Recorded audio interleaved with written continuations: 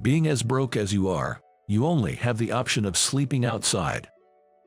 Throughout the trip, Elizabeth kept sniping at me with her words. When my wife Susan and I were about to head to the hotel, Elizabeth's words hit me even harder, as if to rub salt in the wound. Thinking I couldn't let this embarrassment happen in front of Susan, I was about to finally give Elizabeth a piece of my mind when… Hee, our staff here sure knows how to choke. Huh? Susan ignored Elizabeth and went into the hotel by herself.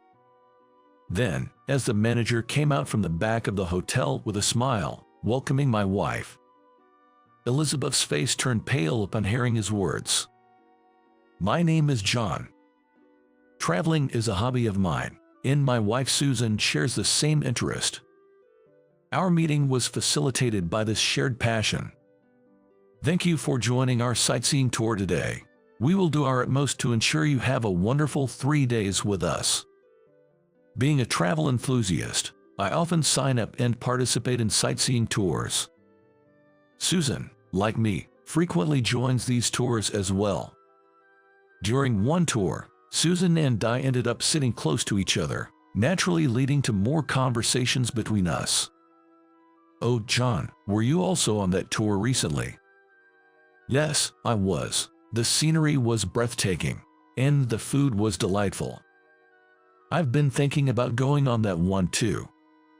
Really? I have some photos if you'd like to see them. It might give you a feel for it. Would you? Thank you so much. Susan seemed genuinely interested in my travels around the country. As I showed her the photos, she scrolled through them with excitement. Susan really loves traveling. I thought to myself as I watched her eyes sparkle with enthusiasm. That's beautiful. Thank you for sharing. Not at all. I'm glad we have so much in common, Susan. Me too. It's really fun hearing about your travel experiences from a different perspective, John. I'm glad you think so. From then on, Susan and I stuck together for the rest of the tour. Spending time with Susan was always enjoyable. She always listened to my stories with a big smile, making me feel comfortable talking. Even after the tour ended, we continued to stay in touch. After several dates in nearby places, our relationship blossomed and we eventually got married. Before and after our marriage, we never missed an opportunity to travel. Despite the downturn in the tourism industry, we continued to travel as much as we could. What should our next destination be? Somewhere we've never been would be nice. We spread travel magazines across the dining table, pondering over our next destination. Every year, we made sure to take substantial time off to fully enjoy our travels. That sounds about right. Maybe Philadelphia would be the best choice for this time of year. Do you think so too, John? You were thinking the same, Susan. Yes, I had the same thought as you, John. Susan said with a laugh. We're on the same page. Amidst our casual conversation, we decided to go on a trip to Philadelphia together this year. Now that we've decided on the destination, let's choose which tour to take. Right. Any particular places you want to visit, John? Well, I might want to see some historical buildings. Then, let's do that. Maybe this one, a tour of historic buildings with a stay at a luxury hotel. Ah, a luxury hotel sounds great. It's not often we get to stay at one. Let's splurge.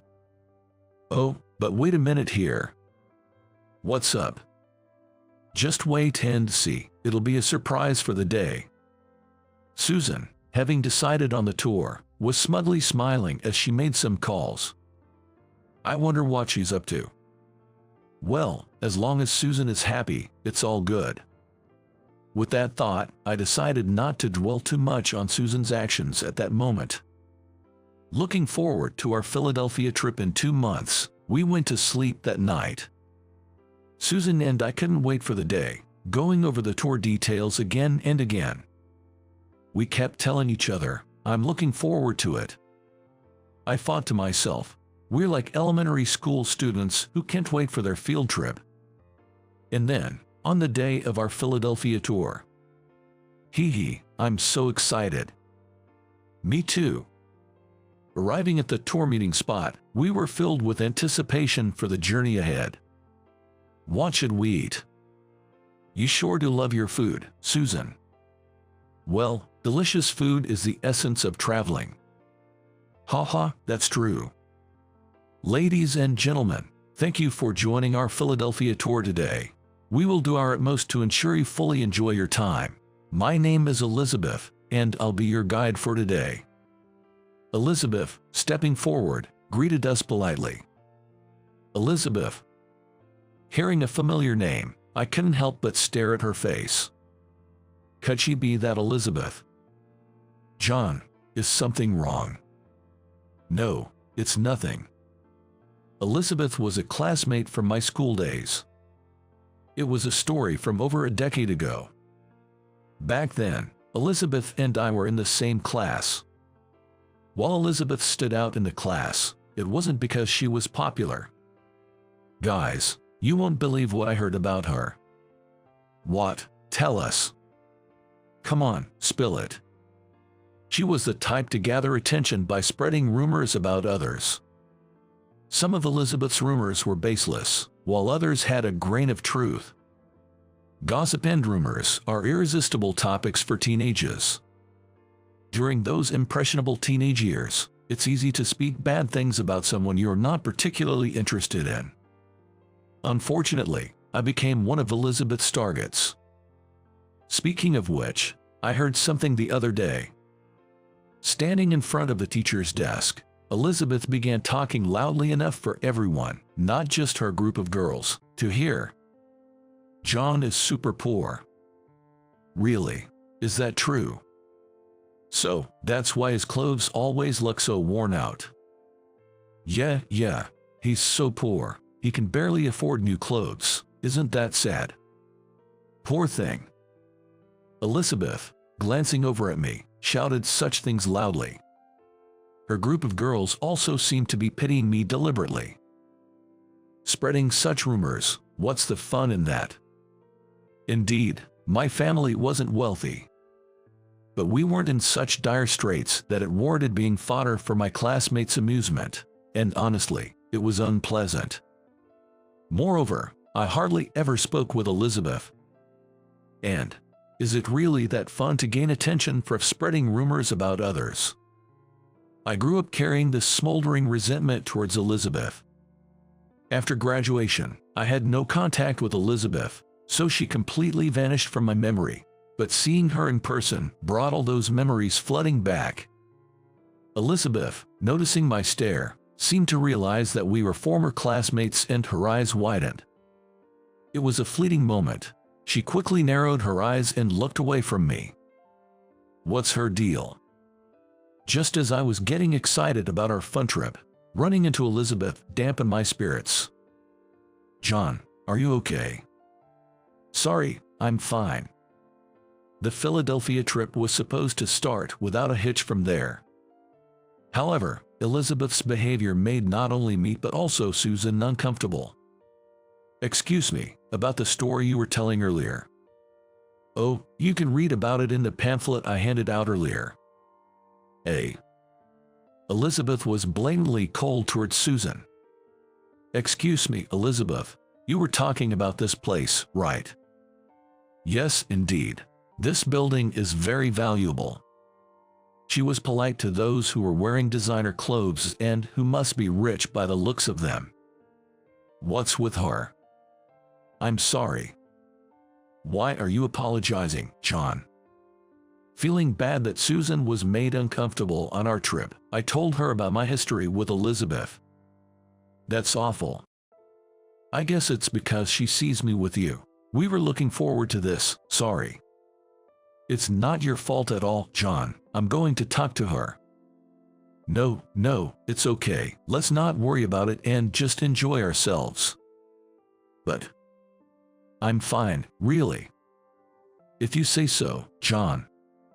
I managed to stop Susan from confronting Elizabeth. deciding to make the best of our trip to Philadelphia. We tried to enjoy ourselves, but you are poor and still affording such a trip, huh? It's pity that the buildings having to be stepped into by the poor ruins the grace of the place. And your clothes look rather cheap too. Maybe you should have bought new ones before coming on a trip. Hey, John, maybe we should. Susan was about to say something, but I stopped her by grabbing her arm. Elizabeth's repeated insults were not only uncomfortable for us but also for the other tourists. Feeling sorry for others but retaliating her would only worsen the situation, so I endured Elizabeth's verbal jabs. Though the day didn't go as smoothly as hoped, we somehow made it to our hotel for the night. Thank you for today. This is the hotel where you will be staying tonight. The hotel that Elizabeth led us to was indeed grand. Wow, it really is a luxury hotel.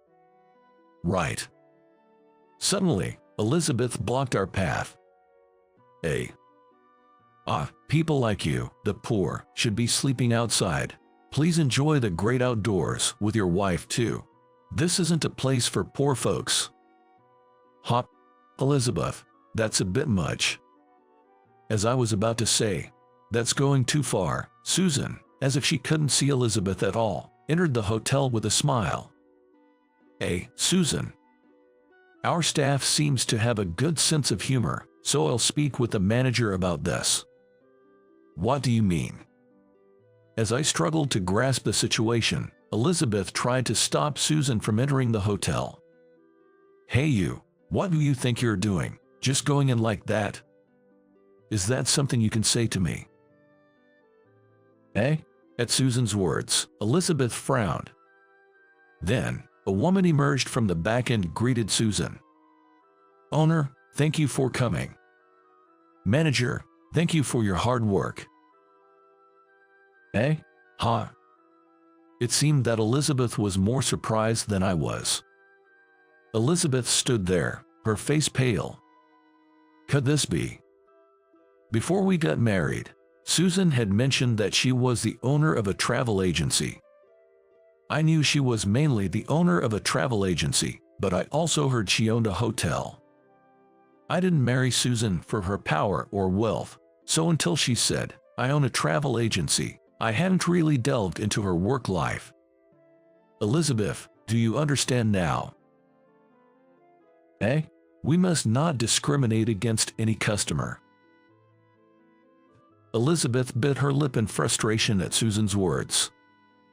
And please, don't act in a way that makes our guests uncomfortable. I'm sorry.